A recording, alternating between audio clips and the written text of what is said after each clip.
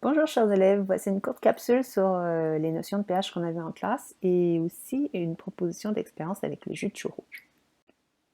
Tout d'abord, rappelons-nous qu'une substance, lorsqu'elle est mise en solution, peut être acide, basique ou neutre. Il s'agit d'une propriété de la matière. On utilise une échelle de pH qui va de 0 à 14 pour classer les différentes substances en fonction de leur niveau d'acidité. Une substance en solution qui aura un pH de 7 sera neutre. Si je m'éloigne du 7 et que je vais vers le 0, j'aurai quelque chose qui sera de plus en plus acide. Si je m'éloigne du 7 vers le 14, j'aurai quelque chose qui sera de plus en plus basique. On utilise des indicateurs chimiques colorés qu'on peut reporter sur l'échelle de pH pour classer les différentes substances.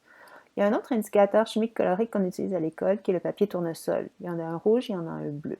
Lorsque je trempe ces deux papiers tournesol dans ma solution et que les deux ressortent rouges, je suis en présence d'un acide. S'ils ressortent bleus, je suis en présence d'une base. Et s'il n'y a pas de changement de couleur, je suis en présence d'une substance neutre. Puisque ces trois catégories de substances ont leurs propres caractéristiques, par exemple les acides sont les seules substances qui réagissent avec les métaux, on va donc dire qu'il s'agit de propriétés caractéristiques de la matière.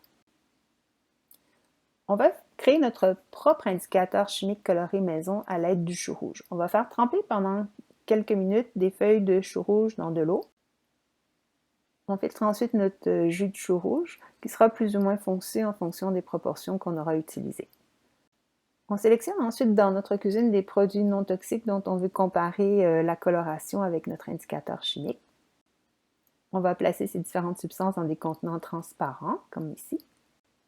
Voici une petite animation que j'ai faite qui vous montre en fait ma démarche. Assurez-vous toutefois de ne pas avoir du jus de chou rouge qui soit trop chaud pour éviter de vous brûler. Les changements de couleur qui sont non prévisibles sont des transformations chimiques de la matière.